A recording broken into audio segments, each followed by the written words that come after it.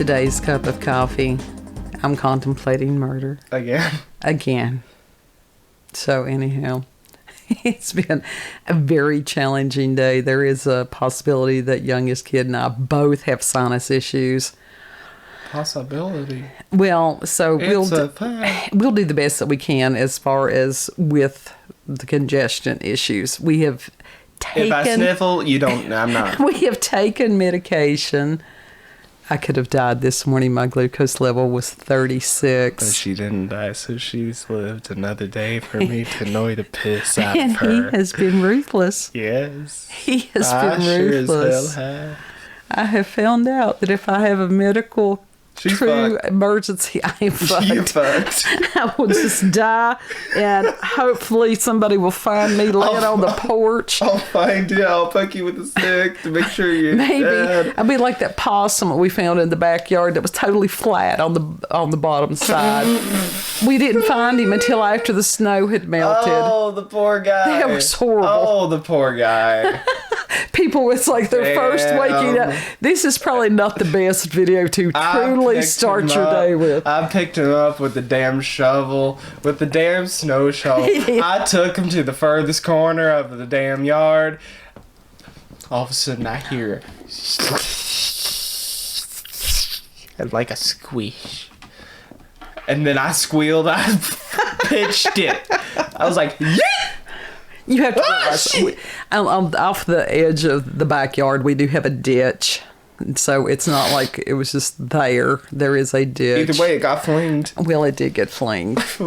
So, but that's how I would have been. Hopefully the farmer next door, he may or may not have noticed a body laying on the porch. It could have been days.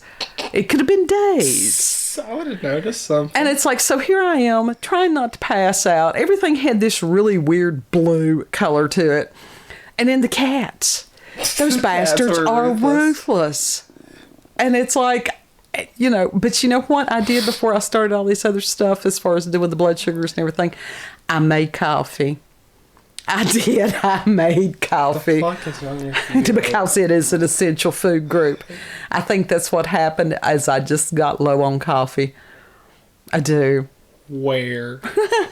You're 98% coffee at this point. But it should be 99. So my coffee reserves Then what low. Then what percent of person is there going to be? It's just coffee. It's all right. I have no problem with that. I have no problem with that at all. So, anyhow, I did have to try to downsize what I was going to talk about tonight because with the sinus issues and it makes you feel like kind of wonky.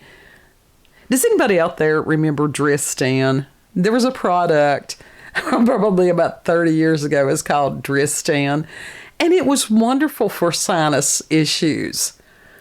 And it's like that was what the advertisement was for sinus, pain, pressure, different like things like that. Take Dristan. Of course, I still like Bufferin. Bufferin is great. Now, Contact was not. It was supposed to be for like colds and flus. I took one of those one time. I don't know what the hell was in it, but I was up at 3 o'clock that morning cleaning out my mother's refrigerator. I never took another one. It's like you took the thing's speed. It was. So this is why I don't do well with pharmaceuticals, because I never know. I don't know. If something gives me the energy to clean the whole damn house, I'm going to take it. I never know if a pharmaceutical is going to help me or damn near kill me. If it damn near kills me, the house is going to be cleaned. But we're going to be discussing, and do I believe that there is an ulterior motive? What is your problem? I can't say that. There was a joke that popped up in my head. I can't say it. Have some self-control. You can do it. You can do it. You can. You can quell that. Yeah, don't. Anyhow, do I believe that there is another motive behind some of these issues that the people are having in our society today? Yes, because that's rather obvious. Now, some of the things could have happened because of lack of forethought. That's possible. Some of it can deal with humanity as a whole and their, foibles. But it's a matter of each individual doing what they can. And, awareness, knowledge is power. It really is. So arm yourself. So today we're going to be discussing 10 symptoms of information overload. And that's something most people have today. And how it affects your brain and body. Because this is important. And you all as digital natives versus those of us that are digital immigrants. Because, I can sit down with a book. Yes. And the thought of that makes you I could too, but But you can it's sit hard and for me to trial. focus. Right. But that's part of what we're going to be getting into I on got this. ADHD. So do you. I do. And I did not have the internet to blame. That was just, I was born sort of with the high strung, whatever you want to call it, from the time I was a small child. Yes, that was one of the worst punishments I've ever had was in church when my mother decided to, because I was fidgety. Imagine that, an ADHD kid with fidgeties. She took me downstairs as far as at the church and made me sit on her lap the entire hour and be silent. That was a level of hell for me. That sounds like a level of hell. Yes. But they also did not have the knowledge then about ADHD like they do now. I fell asleep in church one time and got woken up suddenly by the slam of his hands on the pedestal. Well, and part of that has to It's do... like, oh, shit! That also has to do with ADHD because when we are forced to sit still like that, we fall asleep. It's either full throttle or dead stop. Yeah. So, I had issues when I was in college, needless to say. I had issues when I was in other forms of school. Yeah, the kid had severe issues that they were supposed to know about this stuff. They did not. They failed. The public school system failed this kid horribly. They didn't do shit. Anyhow, back to the information overload, which we've probably already done. ADHD people have a tendency to overwhelm other people. This comes from the website Learning Mind and is by Andreea Vaduva. B.Sc honors. I don't know exactly what that. I guess it's a bachelor's of science or something. And this was published August the 8th of 2018. And she says information overload takes place when we are exposed to too much irrelevant information. This leads to an unnecessary overstimulation of the brain. Damn. Now you have to admit, as far as when I use the internet, most of the time I'm reading. I go to sites where I'm reading, which is great. And recent research suggests that the human brain is capable of storing as much information as the entire internet, or more precisely, a petabyte of information. Have you ever heard of a petabyte? Do I look like I know what a petabyte is? I know what a terabyte is. This is beyond that. Researchers have discovered that a brain cell uses 26 different ways to encode information. Oh, wow. A cell, a single cell. And researchers believe that too much information puts our brain's health in danger, resulting in an information overload. Wow. And we've sort of known about that for a long time. And it says, over time, information pollution or the exposure to multiple environmental sources of data leads to the overstimulation of the brain. Neurons get overloaded with data, numbers, deadlines, targets to be met, projects to be completed, or simply useless details.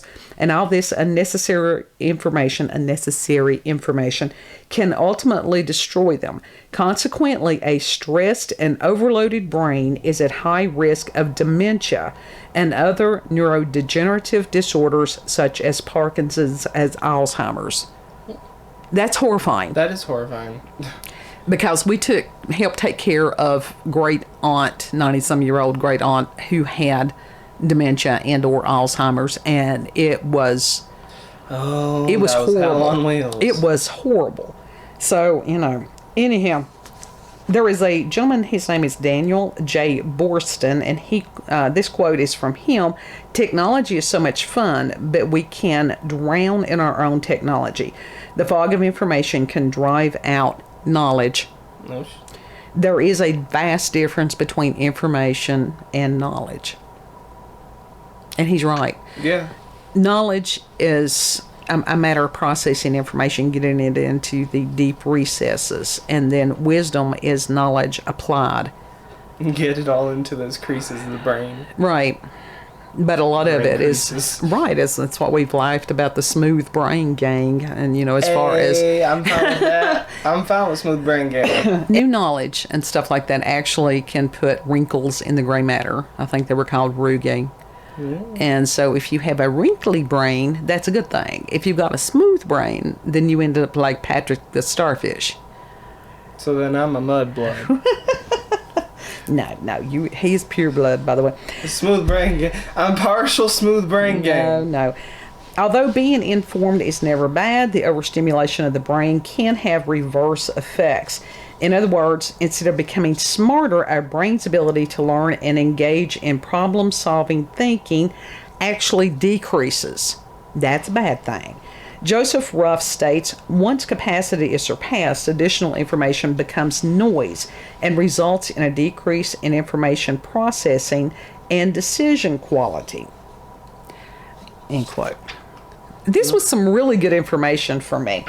And some of the different ways that you can tell whether or not you have information overload.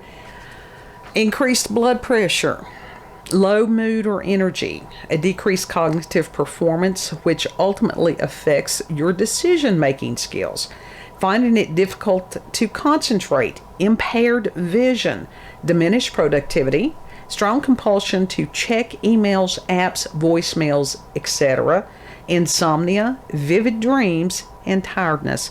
And all those can be symptoms and signs of information overload.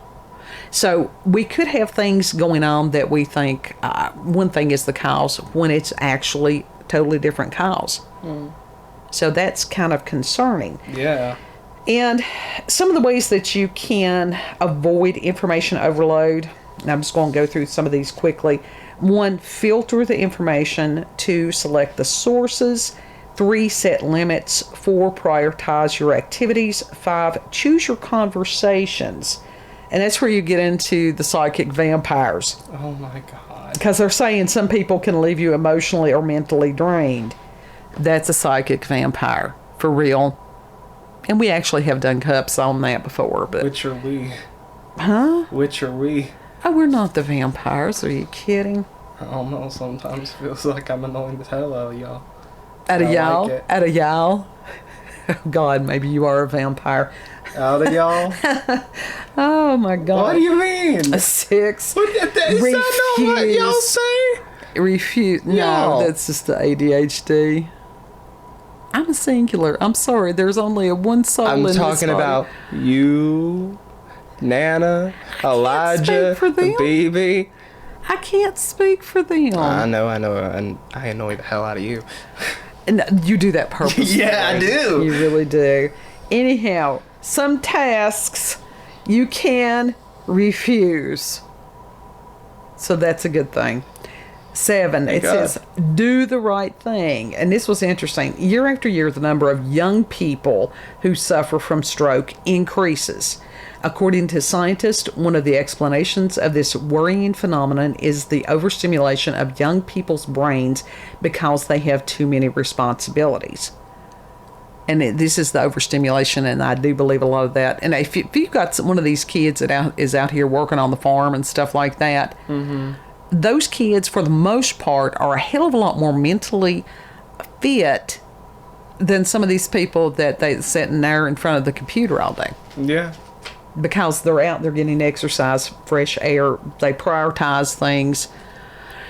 Part of it, when you do farm work and stuff, you understand the reality of life and death. Because you have animals, animals die. That's reality. So I think that they have a lot of, like I said, better perspective than a lot of these kids that sit and watch TV and internet all day. That is very true. Yeah, because when things blow up or reality hits, they don't know how to cope with it. Mm-hmm. So, anyhow. That's why when I get that futon and I get my bed disassembled, I'm doing a purge on most of my electronics in my room. Okay, I don't blame you. Experts suggest that we should re-energize our neurons and increase the resistance to damage by doing 4 simple things: physical exercise, sleep, hydration, and outdoor activities. All that goes along with what I was just talking about, these people that live on farms. Yeah, I don't hydrate properly at all. None of us do. None of us do.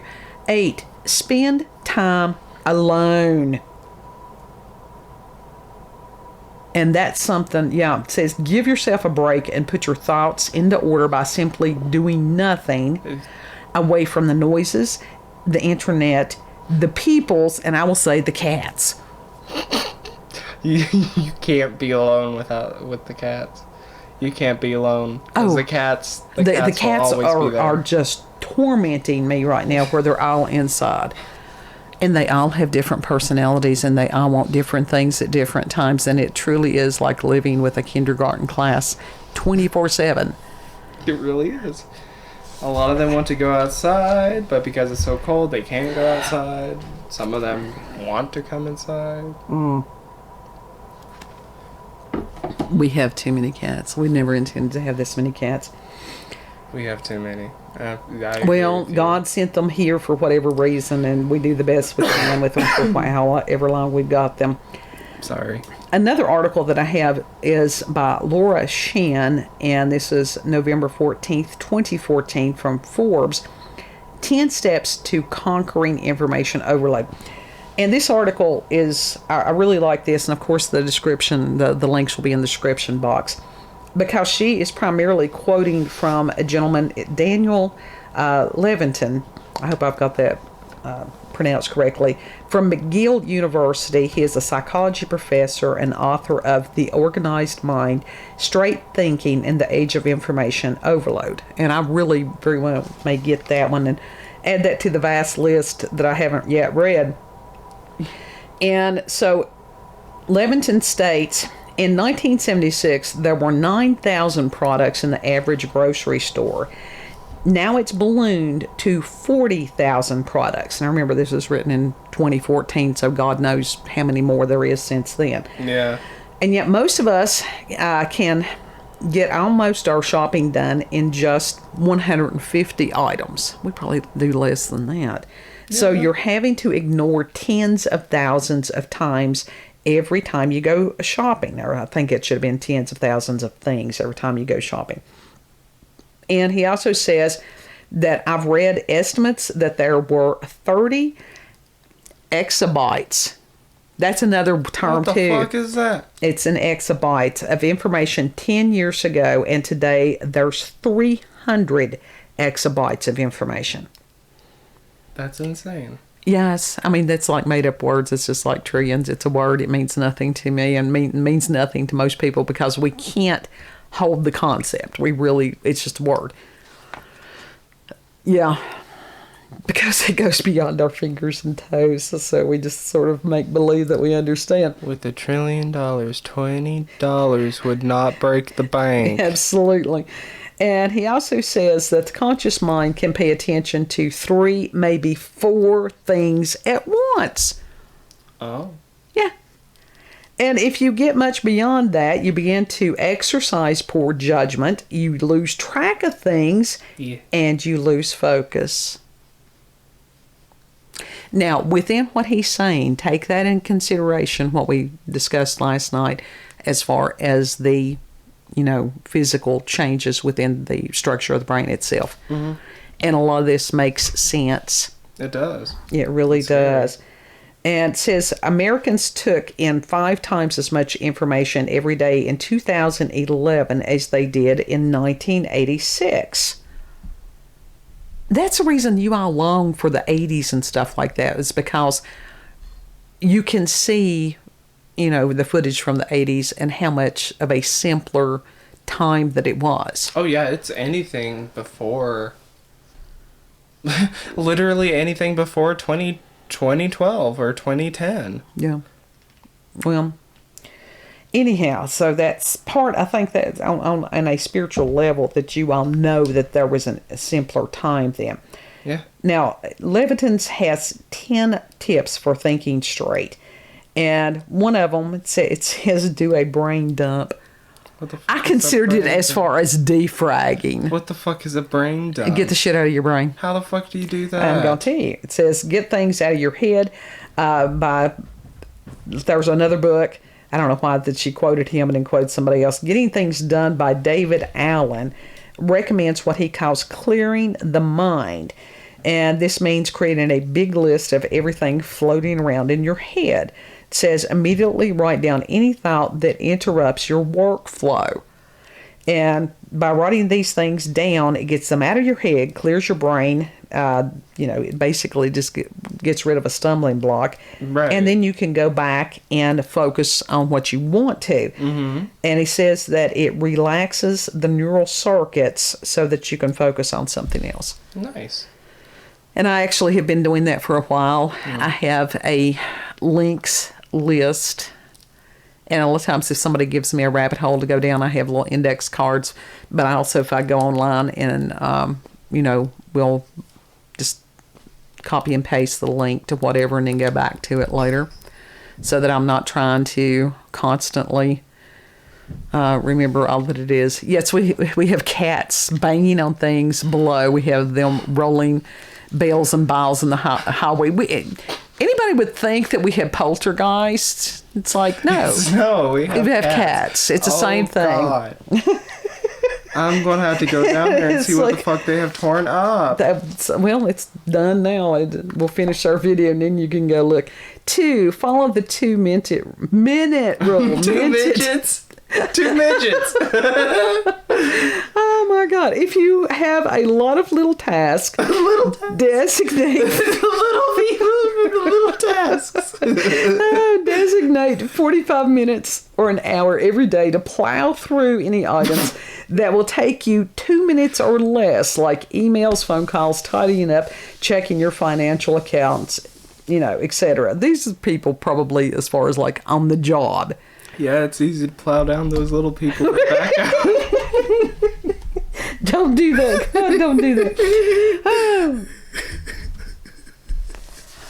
He made me cough, so we had to make a slight edit there. 3, clump together similar tasks. If you have several bills, pay them at once. Completing each task once you begin it is another way of being efficient with your mental resources. This allows us to get more done and finish up with more energy, writes Leviton. So some of this, is just common sense. But if you do have a compromised ability to think, sometimes you need somebody else to say, hey, this is just common sense. It's always good to be reminded. You don't know your ass from a hole in the ground. Hey, I've been like that. I've been right there for a minute. 4, You do. Don't multitask. Do not multitask. You're telling a person with ADHD to not multitask or at least attempt? We function on a different level than a lot of people. And for us, what would be considered multitasking gives us focus and direction. We can do more than one thing because that's just how we're designed. With some... But don't pour gasoline on the fire. When I'm cleaning or whatever, which is rare, but still, if I wrote down my walk pattern on like a piece of paper, to a normal person, it would literally look like chicken scratch. It looks like a bumblebee. Yeah, it's just... Yeah. It's like, why do they fly like that? They have ADHD. Yeah. Okay, he says that little decisions spend oxygenated glucose, which this was amazing. The very fuel you need to focus on a task. And switching between tasks will actually make you feel exhausted, disoriented, and anxious. Really? Yeah, and this is from Leviton again. Once we engage the central executive mode, staying in that state uses less energy than multitasking and actually reduces the brain's need for glucose. Okay, that makes sense. It's like, light bulbs. Yeah. And they're back in the 70s. Oh, turn, if you're out of the room, turn it off. And then when you go back in the room, turn it on. That actually takes more electricity to turn it on and turn it off than if you just left the damn light on. Mm-hmm. And for people who fell for that crap then, they will argue you down today if you try to present the facts to them. A lot of them will indeed. My mother being the primary one. I'm sorry, would you rather believe me or Jimmy Carter? You don't know who Jimmy Carter is. Oh my God. We don't know her. Oh, those of us Who is she? We don't know her. Those of us who went through the Jimmy Carter era and getting fuel and all that stuff. And then I think we remember the time that he said that he was attacked by the swimming rabbit that was coming towards his boat. And it was reported that he did see a UFO. I don't know if that was at the time of the rabbit attack or close to it. It was a swimming rabbit. Swimming rabbit. Yes. Attack rabbit. Mm-hmm. Bullshit. I'm just saying. That's what the man said. Hallucinations. No, I don't Mirages. think that was his, God love him, that was his brother Billy. So once we engage, I'm going to read this again. The central executive mode, staying in that state, uses less energy for multitasking and actually reduces the brain's need for glucose. Stanford neuroscientist Russ Poldrick found that for students who study and watch TV simultaneously, information that should go into the part of the brain for facts and storage may end up in the area for learning new procedures and new skills. So it gets put in the wrong side of the brain. And that is odd because with ADHD, we need to have some other kind of something going while we're studying because then you can't focus. Yeah, exactly. So you've got to find what works for you, So not all these are hard and fast. 5, limit the distractions of email. And Levitin writes that just having the opportunity to multitask is detrimental to cognitive performance. I wonder if that's anxiety-based. And Glenn Wilson of Gresham College in London found that having an unread email in your inbox while you're trying to complete a task can chop 10 points off of your effective IQ. That's weird and concerning. Just a little bit. Wilson even showed that multitasking is even more of a detriment to memory and our ability to concentrate than smoking weed. For real. Oh, shit. Yeah. Huh. Who would have thunk it? I told you, stoned and stupid is no way to go through life. Anyhow, Levitin recommends that people set aside 2 or 3 times a day for email. Like I said, this is one of those, especially if you're in a workplace, that's a different environment. Yeah. He says, many people have their email programs set to put through arriving emails automatically or to check every 5 minutes. Think about that. If you're checking email every 5 minutes, you're checking it 200 times during a work day, end quote. Oh, shit. Yeah. I've had jobs like that. 6, this is a cool one. Eat the frog first thing every morning. What? No. It says we start each day with our energy for that day. As the day goes on, every decision, whether trivial or momentous, consumes a bit of our glucose. And so questions like, should I use a blue or green pen, draws from the same energy store as, I've been diagnosed with something horrible. Should I what are my options?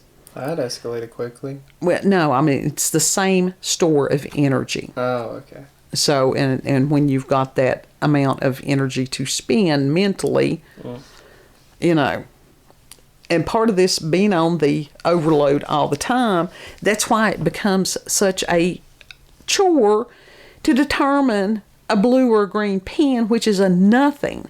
But when you're running with low battery, Yeah. You're running on the dregs right there. You're driving a Prius while everyone's driving a Tesla. Exactly. Well, I don't know that I think I'd rather I don't know.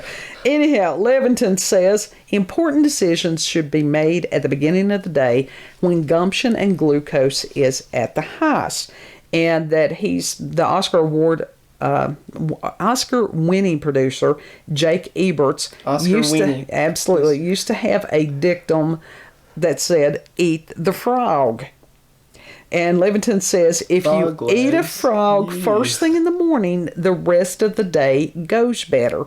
So whatever is the most unpleasant thing to do, do it first in the morning. End quote. I can understand that because I'm one of those I will put off if it's something, and it may not even be that hard, but I'll put it off and put it off and put it off and put it off. I think that's I think that's just where I'm running on empty a lot of days. 7, spend only as much time on decisions, tasks, and activities as they're worth. So if you want to organize bills and receipts, there's no need to go to a stationery store, color code the files, and spend the next 6 weekends organizing papers unless you're going to need access to these files all the time. And Levitin says, if you're talking about organizing 5-year-old bills and receipts, throw them in a box, and when you need them, look for it. Yep.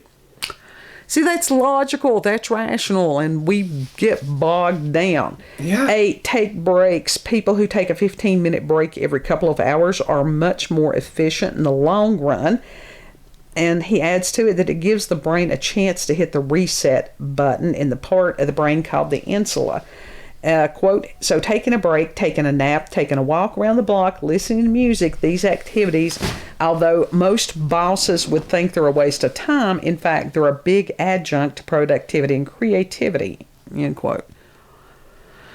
So, hell yeah. Yeah, and it says on average a 15-minute nap can increase your effective IQ by 10 points. There's individual differences. If I ever nap, which I seldom do, it's going to be longer than 15 minutes. Sorry, I ain't going to wake up in 15 minutes. Right, but that's where it gets into, where it makes you actually more sleepy on those things. 9, you'll like this one. Let yourself daydream. Yeah. And the brain operates in 2 oppositional modes. One is when you're directing the thoughts, and the other is when the thoughts take over and run themselves, says Levitin. That's the difference between listening to music, which is passive listening, as opposed to actually playing music. And when you draw, play music, different things like that, it is a different part of your brain than the thinking brain. And so that's what he's talking about. It gives the different parts time to rest. Yeah. So that's a pretty cool thing. Anybody can doodle. People are like, I can't draw stick man. Yes, you can. Put that pen to the paper and just screw around with it. Nobody expects anybody to be another Rembrandt. Yeah. That's already been done. You do you. And with the daydreaming, okay, directing the thoughts. Yes, you're watching my brain on overload here. In the daydreaming mode, one thought melds into another, and they're not particularly related. This daydreaming mode acts as a neural reset button and replenishes some of the glucose you use up in staying on a task. So that's pretty cool. Yeah. Balance. People need balance. Who needs balance? Yeah, well, we don't need balance. We don't know her. It says she don't go here. The thoughts meander from one to another, creating links between things we might not have seen linked before, and from that may come the solutions to problems, end quote. That almost sounds like some of these people that have used DMT or the ayahuasca or different things like that, because it was a matter of the distractions of the world. They said that the whole thing was giving them a different perspective. No, I am not advocating uses of drugs. I'm just reporting what those who have had these experiences have said. So it makes you wonder on that. Yeah. And it's fascinating. Yeah. It says downtime is one of the 7 types of experts. No. What the hell was that? Monkey. Experiences your brain needs during the day. 10 points. I like this one. Push down authority. And he says managers tend to think the workers below them as just doing the work for a paycheck. like the managers are not. Yeah. But most workers report that they love their jobs, even in jobs where you wouldn't think that's possible, like working in the city sewers, having to shovel manure out of the stable, or people doing heavy labor with jackhammers. That might sound unpleasant. No, that just sounds unpleasant to him. So, he says that most workers like at least some autonomy. Well, yeah. And that it's great for managers who may be suffering from information overload, because they can then just push down authority and enable people under them to exercise good judgment. That sounds like those managers have a narcissistic trait to them, that nobody can do it except them. Yeah. If the workers cannot do the job, fire them, get somebody else that can. Yeah. That or the manager, if they think they're the only one that can do it, that'll save the people at the top money. Yeah, pretty much. Because they can get rid of everybody else except the managers. I like this. It says General Stanley McChrystal told Leviton about how soldiers used to call him from Iraq in the middle of the night and say, quote, "We've been watching this building and we think it might have some munitions in it. We'd like your permission to bomb it." And then the general would say, "There's nothing you can tell me on the phone at 2 a.m. in 5 minutes that's going to make me more expert than you already are. You've been watching this building for 6 weeks. If you think we should bomb it, then you should bomb it." End quote. Well, damn. Now, the psychology and stuff behind this is, and I've seen this in what is called human resources, which is anything except human resources. Because these people have a tendency to think of employees as pencils. And anytime you dehumanize anybody, that's a bad thing. Yeah. And is it information overload, or is it, again, taking away the autonomy of others? Refusing to acknowledge that they are humans. They have good parts, bad parts. They are not robots. When you see people as people that have strengths and challenges, and work with them instead of just, like I said, using them as if they were a hammer or a nail or whatever, you get better results. That's not hard. Yep. So, information overload, do I think that there's an agenda behind it? More than likely. I think that there's things that have happened with the technology that we currently have that was unintended. But when you've got a society of broken-brained people out there, how effective is that? Right. And especially when they thought it was such a wonderful idea to deinstitutionalize mental health. So now our modern day asylums are jails and prisons. Been fighting that for years. That's a fight that still goes on. Yeah, where they can abuse them. Sure, they abuse them. With it. Absolutely. Because it's not happening to them or their family. Don't become a broken brain. Refuse to allow your brain to be broken. Yeah, come over to the Smooth Brain Gang. We got cookies. There is a happy medium. We got cookies. We got video games. We got juice. We got apple juice. Come over to Smooth Brain Gang. At least they have a sense of humor. Yeah. But we like got memes. Hey, the memes, let me tell you something. The people that make the best memes are amazingly intelligent. So you all have a tendency to put yourselves down. But personally, I think that weaponized autism is going to save all of our asses. I really do. We put ourselves down all the time because self-deprecation is a form of our humor. Well, it's, as long as you don't believe it. Yeah. That's the problem, when you all start believing your own things like that. That's a problem. So hopefully you all got a little bit of information from that, even though with the sinus conditions and all that stuff. And barring unforeseen, the next cup is going to deal with how we have been all manipulated by advertising. And I had known about that for years, but it has gotten worse. So, speaking of advertising, I still want to try that Impossible Whopper, and that Impossible Chicken from KFC. That stuff's so weak. Why the hell would you want to put that in your body? I just want to try it once. I'm not going to eat it like every day. I don't even like Burger King, but like, it's disgusting. I like salads. It's disgusting. From what I've heard, I mean, it's anything that's fake like that. No. Anyhow, if you've had experiences with paranormal, supernatural encounters, UFOs, aliens, cryptids, broken brains, God love you. If you've got local, regional family myths, legends, whatever, send us an email, cupofcoffeewithscream@gmail.com.